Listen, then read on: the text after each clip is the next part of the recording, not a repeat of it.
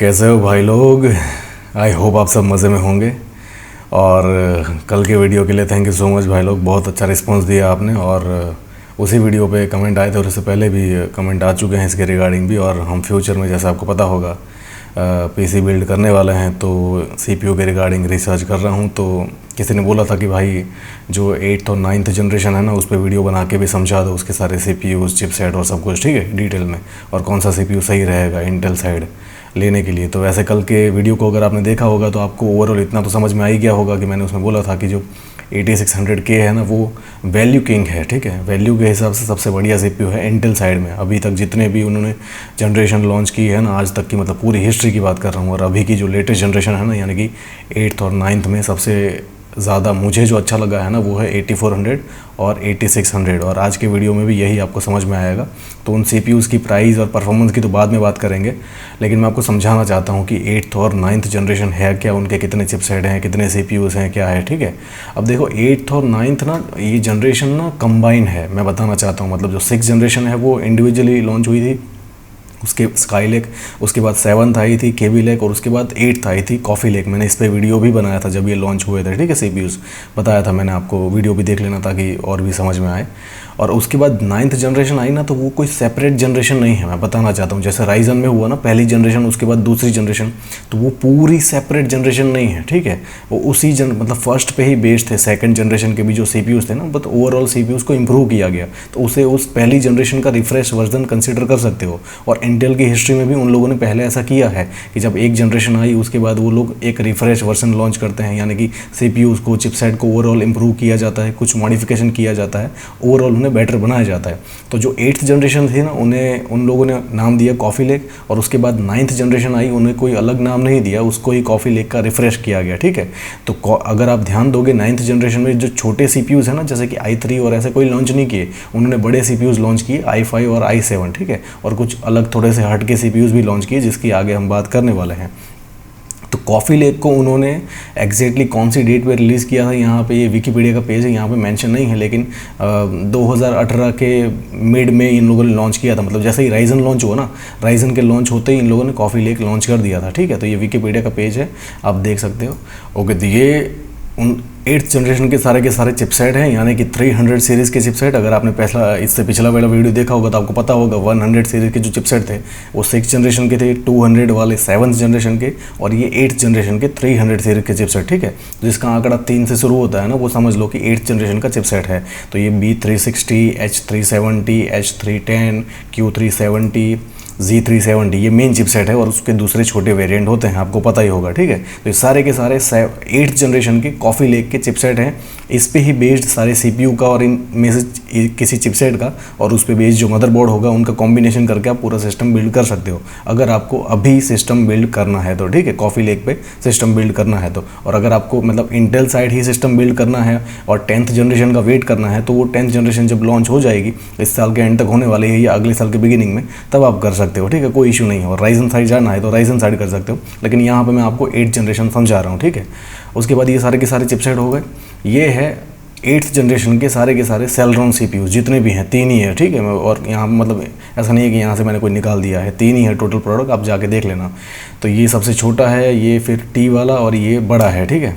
920, ये 900 नहीं, ये सबसे बड़ा है, ये 900T है। टी वाला मतलब कि जिसका पावर कंजप्शन कम होगा, इसका पावर कंजप्शन कम है, ये 9400। तो ये वाला है ना, ये वाला और ये वाला दोनों पॉपुलर है। टी वाला है वो बहुत कम लोग परचेज़ करते हैं, लेकिन फिर भी वो लोग रिलीज़ करते हैं जिसको भी परचेज़ करना है। तो इसकी जो क्लॉक है वो थोड़ी सी डाउन होगी, प्राइस भी थोड़ी सी कम होती है। तो ये जो है $52 का, ये सबसे महंगा है, 920, ठीक है, देख लेना। ये सेलरॉन है 8th जनरेशन के। उसके बाद कॉफ़ी लेक के पेंटियम, अब ये बहुत पॉपुलर है, 5600 और 5400 कहाँ गया, ये रहा, ठीक है। ये बहुत पॉपुलर है। ये मतलब अभी मैंने पिछले वीडियो में कहा था कि अगर आपको पेंटियम पे बिल्ड करना है ना, तो 6th और 7th जनरेशन में मत जाइए, क्योंकि उनके नाम बने हुए हैं, क्योंकि वो पुराने सीपीयूज़ हैं। लेकिन ये जो अभी लेटेस्ट रिलीज़ हुए हैं ना, ये कम प्राइस में अच्छा परफॉर्म करने वाले सीपीयूज़ हैं। तो पेंटियम में बिल्ड करना है तो इनमें से किसी एक को चूज़ करके आप कर सकते हैं। सेलरॉन पे करना है तो इनमें से किसी एक को चूज़ करके कर सकते हैं, ठीक है। उसके बाद बात करते हैं 8th जनरेशन के i3 की। तो ये 8350 है, 8300, 8300T, 8100, और यहाँ पे और भी होगा 8100T, ठीक है। तो सारे के सारे i3 हैं। ये उसके बाद i5 है 8600, 8600K, 8600, 8600, 8500T, 8500, 8400T, 8400, उसके बाद भी है 8300। 8300 यहाँ पे कहाँ से आ गया? नहीं नहीं, ये नहीं, ये गलत है। ठीक है, इसको निकाल देते हैं। ठीक है, ये इतना ही है।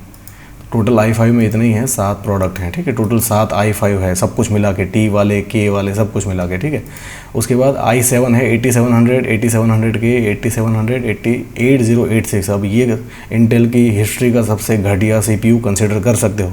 इंटेल की जो मैंने गलतियाँ बताई थी ना आपको, उसमें इसका मैंने इंक्लूड नहीं किया था, मैं भूल गया, वरना इसको भी इंक्लूड करना चाहिए था।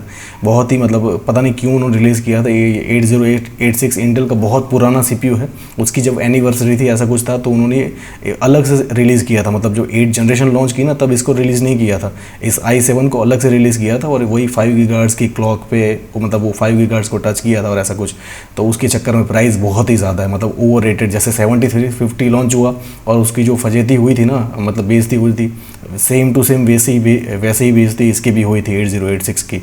वीडियो बना के कभी डिटेल में समझाऊंगा। ठीक है, उसके बाद 9th जनरेशन। अब मैं जो बताना चाहता था, जैसे मैंने कहा, उन्होंने देखो कॉफ़ी लेक में उन्होंने ये क्या किया, चिपसेट, ये पेंटियम, ये सेलेरॉन, फिर पेंटियम, फिर i3, i5 और i7। उसके बाद जब 9th जनरेशन लॉन्च की ना, तो i3 और ऐसे जो छोटे CPUs हैं ना, सेलेरॉन, पेंटियम, वो लॉन्च नहीं किए। सिर्फ जो बड़े CPUs थे ना, यानी कि i5 और i7, उनके रिफ्रेश वर्जन लॉन्च किए। तो ये 9th जनरेशन के ये 9900 है, ये 9700 है, 9600 और 9400। ठीक है, इन्होंने ये 4-5 अलग अलग CPUs लॉन्च किए थे, और ये एक और बड़ा CPU भी ऐड कर दिया। मतलब पिछली वाली जनरेशन में 8600 और 8700 थे 6 कोर वाले CPUs, लेकिन यहाँ पे उन्होंने 8 कोर वाले CPU कर दिए। ठीक है, ये जो 9700 है वो भी 8 कोर वाला है, और ये 9900 है वो भी 8 कोर वाला है। यहाँ पे इसमें हाइपर थ्रेडिंग नहीं है, इसमें हाइपर थ्रेडिंग है।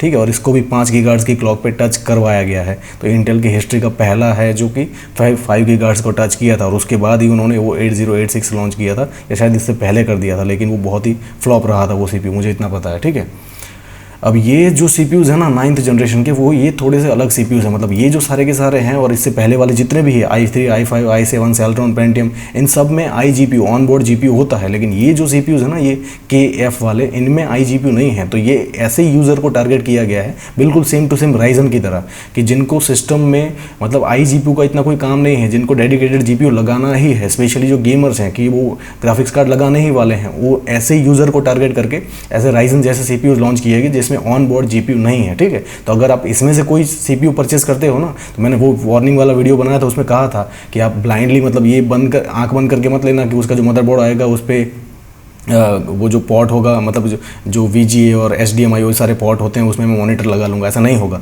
क्योंकि इसमें कोई भी iGPU चिप नहीं है। आप देख सकते हो, स्टडी कर सकते हो। ठीक है, तो ये 9900 KF, 9700 KF, 9600 KF, 9400 F, ये सारे के सारे जितने भी CPUs हैं ना, ये 9350 KF, इसमें किसी में भी, ये i3 पहला लॉन्च किया है 9th जनरेशन का, इनमें किसी में भी iGPU नहीं है। तो ये CPU परचेज करते वक्त ये बात खास ध्यान रखें। ठीक है, अगर आपको iGPU की ज़रूरत है, तो ये जो सारे CPUs है ना, मतलब जिनमें iGPU मिलता है, वही आप परचेज करें। तो इसमें अगर आप डाउन स्क्रॉल करके देखोगे ना, तो आपको यहाँ पे ये इंटीग्रेटेड USD का ऑप्शन आपको देखने को मिलेगा। ठीक है, इतनी मेमोरी सपोर्ट करता है, इतने हर्ट्ज पे चलता है, इतना रेजोल्यूशन, सब कुछ मिलेगा। लेकिन यहाँ पे आप डाउन स्क्रॉल करके देखोगे ना, तो यहाँ पे आपको ऐसा कुछ नहीं दिखाई देगा कि इतना रेजोल्यूशन है, ऐसा कुछ भी, क्योंकि वहाँ पे iGPU चिप है ही नहीं। ठीक है, सिंपल सीधी सी बात है। अब ये तो उसका बेसिक इन्फॉर्मेशन हो गया कि इतने CPU है, मतलब ये कॉफ़ी लेक, फिर ये चिपसेट है, सेलेरॉन है, पेंटियम है, i3 है, i5 है, i7 है, 9th जनरेशन के i7, i5, और ये अलग से जो CPU लॉन्च किए थे। ठीक है, विदाउट iGPU। अब उसके बाद बात करते हैं उसकी प्राइसिंग की। तो ये मैं सब मतलब एक एक चीज़ आपको दिखा रहा हूँ। ठीक है, सेलेरॉन का जो सबसे बड़ा CPU था ना, उसकी प्राइस अभी चल रही है 6685 रुपये। मैं अमेज़ॉन की प्राइस दिखा रहा हूँ, इसका मुझे और कहीं से प्राइस मिला नहीं, लेकिन ये भी रिलेवेंट है। ठीक है, तो 7000 के आसपास आपको ये CPU मिल जाएगा, 7 से कम में, और उस पर बेस्ड आप पूरा सिस्टम बना सकते हो। तो ऐसा कोई सस्ता सा चिपसेट आप ढूंढना, मतलब ये जो 4-5 चिपसेट मैंने देखा है ना, उसमें जो सबसे सस्ता सा है और उसका भी मिनी या माइक्रो ATX मदरबोर्ड आपको मिल जाए किसी भी कंपनी का, तो उस पर बेस पूरा सिस्टम आप बना सकते हो।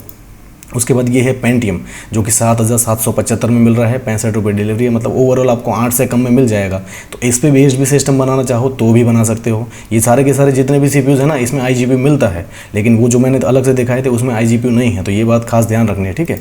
उसके बाद 8100, अब ये जो कल के वीडियो में मैंने दिखाया था ये जो साइट है इसके प्राइस ना रिलेवेंट होते हैं, तो आज के वीडियो में हम इसके प्राइस को कंसिडर करेंगे। ये जो सीपीयूज़ है ना वो मुझे इस पर मिले नहीं, इसलिए मैंने अमेजोन पे आपको दिखाई है, सेलरॉन और पेंटियम दोनों, ठीक है। तो 8100 10,375 में। उसके बाद 8350 15,500 में। अब इसको लेने का कोई मतलब नहीं, मैं बताता हूँ क्यों, आगे बताने वाला हूँ, मतलब कौन सा सीपीयू इन सारी रिसर्च में सबसे उभर के आगे निकल के आता है, ठीक है, तो मैं बताऊँगा आपको। ये 10,300 मिल सकता है, 10,375 में मिल रहा है, तो इसको ले सकते हैं, बहुत ही अच्छा सीपीयू है, लेकिन इसको 15,500 में लेने का कोई मतलब नहीं है, ठीक है। अब ये ले सकते हैं 8400, मैं क्यों मना कर रहा हूँ, जैसे इसको देख लो, ये 4 कोर 4 थ्रेड वाला है, इसको ओवरक्लॉक कर सकते हो, लेकिन 4 कोर से अच्छा है 6 कोर वाला ले लेते हैं ना 17,625 रुपये में, ठीक है, सीधी सी बात है, 6 कोर वाला है और उससे बड़ा सीपीयू है, ये 8350 है, ये 8400 है, उससे ज़्यादा परफॉर्म करेगा, सीधी सी बात है। अब ये 8500 है, इसको भी लेने का कोई मतलब नहीं है, 23,000 में मिल रहा है, पता नहीं क्यों, मैं आपको दिखाता हूँ, ठीक है। इससे बढ़िया सीपीयू 8600K, 8600 भी नहीं, 8600K जो कि 21,600 में मिल रहा है। अब इसकी प्राइस इतनी ज़्यादा क्यों है और ये 3 लोग कौन है जिन्होंने लिया मेरे को नहीं पता, लेकिन ये इसको लेने का कोई मतलब नहीं है 23,000 में।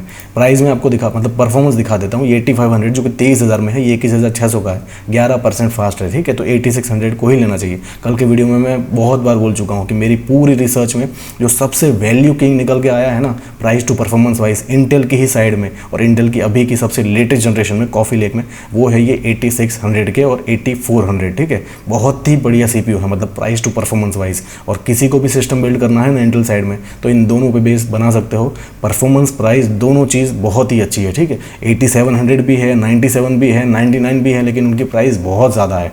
मैं प्राइस टू परफॉर्मेंस की बात कर रहा हूँ, सिर्फ परफॉर्मेंस की बात नहीं कर रहा, ठीक है। अब उसके बाद देख लो ये 8700 30,500 में, ये कितने का था इससे पहले वाला, ये रहा देखो 21,600 में 8600। उसके बाद सीधा 21,000 से जंप करके हम सीधा 30,000 पे आए, सीधा 9,000 रुपये बढ़ गए, ठीक है। उसके बाद 8700 37,900 38,000, ऑलमोस्ट सीधे 8,000 रुपये बढ़ गए। तो आप देख लो कितना ज़्यादा, मतलब प्राइस में कितना हम जंप कर रहे हैं। तो अगर आप ये लेते हो ना 8600 21,600 में, और ये देख लो 8700 की लेते हो तो 38,000 रुपये में, तो ऑलमोस्ट 16,000 का डिफरेंस है। 16,000 का, ठीक है। तो 16,000 में आप एक डेडिकेटेड जीपीयू लगा सकते हो, मतलब ये अगर आप सीपीयू परचेस करोगे ना तो सिर्फ सीपीयू आ गया, उसके साथ और कुछ नहीं आएगा। लेकिन अगर ये सीपीयू आप परचेस करोगे तो उसके साथ 16, 17, 20,000 तक आपको अच्छा एक जीपीयू भी मिल जाएगा, तो पूरा एक सिस्टम बना सकते हो। और ये 6 कोर वाला सीपीयू है, बहुत अच्छा परफॉर्म करने वाला सीपीयू है, ठीक है। और 8600K और 8700K में के परफॉर्मेंस में कोई इतना ज़्यादा फर्क नहीं है, मैं आपको बताना चाहता हूँ, ठीक है। तो ये 6 कोर वाला सीपीयू है, तो इसमें आपको गेमिंग भी कर सकते हो, वीडियो एडिटिंग भी कर सकते हो, रेंडरिंग भी कर सकते हो, सब कुछ हो सकता है, ठीक है। तो यहाँ पे वो कोई टेंशन लेने की जरूरत नहीं है। प्लस जो प्राइस है उसमें आप जीपीयू भी परचेस कर सकते हो, तो ओवरऑल बेटर एक सिस्टम बनेगा। अगर इसके साथ जाते हो तो 38,000 तो सिर्फ आपके सीपीयू में लग गए, ठीक है। उसके साथ आपको फिर एक और जीपीयू भी ऐड करना पड़ेगा डेडिकेटेड, क्योंकि इतना बड़ा सीपीयू ले रहे हो तो डेफिनेटली जीपीयू लगाओगे सिस्टम में, तो 20,000 और ऐड कर लो तो सिस्टम पूरा महंगा हो जाएगा। अगर आपको प्राइस की कोई इशू नहीं है, मतलब बजट का कोई इशू नहीं है, तो डेफिनेटली आप इसके साथ भी जा सकते हो। बहुत अच्छा सीपीयू है, ठीक है, बहुत ही रेप्यूटेड है, लेकिन मैं आपको रेकमेंड करूंगा, मेरे हिसाब से मैं बता रहा हूँ कि 8600 सबसे बढ़िया लगता है। अब 9th जनरेशन के देख लेते हैं। ये सीपीयू खास ध्यान रखना दोस्तों, मुझे सबसे बढ़िया लगा है। अगर ये इसकी जो प्राइस है ना, इस प्राइस में अगर मिल रहा है मार्केट में, अभी तक किसी ने रिव्यू नहीं दिया है, लेकिन मैं प्राइस वाइज कंपेयर कर रहा हूँ प्लस परफॉर्मेंस वाइज, तो 9400F इसमें कोई iGPU नहीं मिलता है। अब हमने एक 8400 भी देखा था, ये रहा, ये 8400 कहाँ गया, 8400 हमने देखा था जिसकी प्राइस थी कुछ, हाँ ये रहा 17,625 रुपये, और ये मिल रहा है 9400F। इसमें iGPU नहीं है, सिर्फ इतना ही देख लेना, 84 में iGPU है तो 17,625, इसमें iGPU नहीं है, 15,650 रुपये, ठीक है, मतलब 2,000 का ऑलमोस्ट डिफरेंस है। iGPU निकाल दिया 2,000 रुपये कट करके, ठीक है, सीधी सी बात है। लेकिन परफॉर्मेंस वाइज 9400 है ना, वो 8400 से बेटर है, 3% परफॉर्मेंस यहाँ पे ज़्यादा है, ठीक है। यहाँ पे 3% दिखा रहा है, क्योंकि ये जो एवरेज है ना वो बहुत कम, अभी मतलब ये बिल्कुल नया है सीपीयू, बहुत कम यूज़र ने यूज़ किया है, तो 793 user all over the world. ये जो है वो बहुत पुराना हो चुका है, तो 80,000 से भी ज़्यादा लोगों ने यहाँ पे रिव्यूज़ दिए हैं इसके, ठीक है। मतलब ये इसका रिव्यू कैसे होता है मैंने पास में बता चुका हूँ, मैं पूरा एक एप्लीकेशन डाउनलोड करना पड़ता है, ये जो है 5 MB का, और अपने आप ही वो चेक कर लेगा आपके सिस्टम में जो भी CPU GPU सब कुछ होगा। लेकिन ये CPU अच्छा है, मैं ये परफॉर्मेंस वाइज बात कर रहा हूँ। और अगर हम प्राइस की बात करें तो 2000 रुपये कम है। तो अगर आप 110% श्योर हो ना कि आपको सिस्टम में iGPU नहीं चाहिए, डेडिकेटेड GPU लगाने ही वाले हो, तो मैं आपको रेकमेंड करूँगा कि 9400F है ना, उसके साथ जाना, ठीक है। बहुत ही अच्छा रहेगा, वैल्यू फॉर मनी रहेगा, ठीक है। वैसे तो 8400 भी काफ़ी अच्छा है, लेकिन अगर आप श्योर मतलब पक्का है ना आपका कि GPU लगाना ही है सिस्टम में, तो फिर iGPU को यूज़ करने का कोई मतलब नहीं रहता। तो फिर वहाँ पे 2000 रुपये हम एक्स्ट्रा क्यों वेस्ट करें, ठीक है। 2000 रुपये कम करके हम इसको खरीदेंगे ना 15.5 में, और उसके बाद वो जो पैसे हैं वो GPU में लगा देंगे, SSD में लगा देंगे, और भी बहुत सारे कंपोनेंट होते हैं। तो मुझे ऐसा लगता है कि वो परचेज़ करना चाहिए, ठीक है, मतलब ये परचेज़ करना चाहिए। तो ये देख लो 15600 में है। उसके बाद 9600 के 23150, ये भी बहुत अच्छा CPU कंसिडर कर सकते हो। जो मैंने बोला था ना 8600, वो 21.5 में था, ये 23150, मतलब 1500 का फ़र्क है। और इनके परफॉर्मेंस में भी बहुत ज़्यादा इतना फ़र्क नहीं है, लेकिन ये दोनों के दोनों आप बहुत अच्छे CPU कंसिडर कर सकते हो, 86 और 96, ठीक है। उसके बाद देख लो 9700 42,000 का है। और उसके बाद 9900 54, मतलब ऑलमोस्ट 55,000 रुपीज़, ठीक है। बहुत ज़्यादा है, मुझे ऐसा लगता है ओवर प्राइस्ड है ये।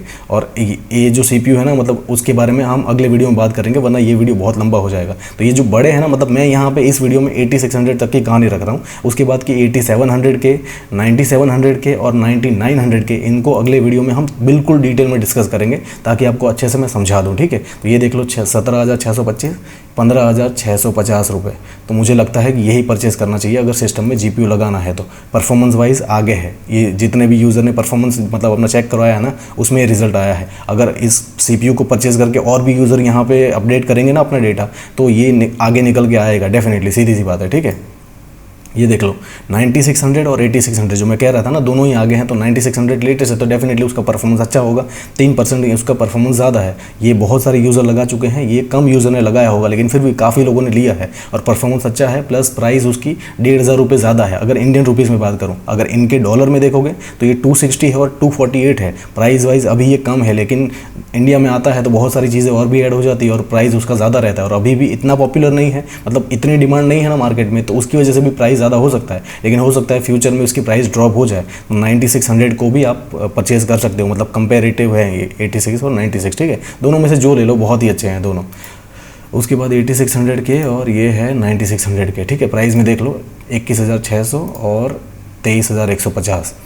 सो आई होप कि ये वीडियो आपको पसंद आया होगा, काम आया होगा। पूरी 8 और 9th जनरेशन आपको समझ में आ गई होगी, कितने CPUs हैं, क्या क्या है, ठीक है। कॉफ़ी लेक, ये सेलरॉन चिपसेट है, सेलरॉन है, पेंटियम है, i3, i5, i7, 9th generation और 9th जनरेशन के विदाउट iGPU चिप हैं सारे के सारे। मैंने आपको दिखा दिए, समझा दिए, परफॉर्मेंस भी मैंने समझा दिया है। लेकिन इस वीडियो में मैंने 8600 तक की ही कहानी रखी है। इतने सारे CPUs में मुझे सबसे बढ़िया लगा है value king, value for money 8600 और 8400। और अगर iGPU नहीं लगाना है ना तो 9400F। अब उसके आगे के जो बड़े CPUs है ना, वो मैं कल के वीडियो में डिस्कस करने वाला हूँ, क्योंकि एक अलग से वीडियो बना के समझाऊंगा, ताकि ये वीडियो लंबा ना हो जाए, वो वीडियो भी लंबा ना हो जाए, क्योंकि इसमें ही कवर करूँगा ना तो आधा घंटा उस पर और निकल जाएगा, तो ये वीडियो शायद 1 घंटे से ज़्यादा लंबा हो जाएगा, ठीक है। सो आई होप कि आज के इस वीडियो में मैंने आपको जो भी समझाया, पूरी आपको ये 8th और 9th जनरेशन, वैसे तो कंबाइन ही है, लेकिन आपको समझ में आ गई होंगी सारे के सारे CPU चिपसेट, ठीक है। जो भी परफॉर्मेंस की बात की, और यहाँ पे मैंने 8600 तक की रखा है, जैसे मैंने कहा। अगले वीडियो में डिटेल में बिल्कुल समझाऊंगा 9700 के, 8700 के और 9900 के की कहानी। सो आई होप कि समझ में आ गया होगा, लेकिन फिर भी कोई क्वेश्चन है तो पूछिए, I will definitely answer you. Thank you so much.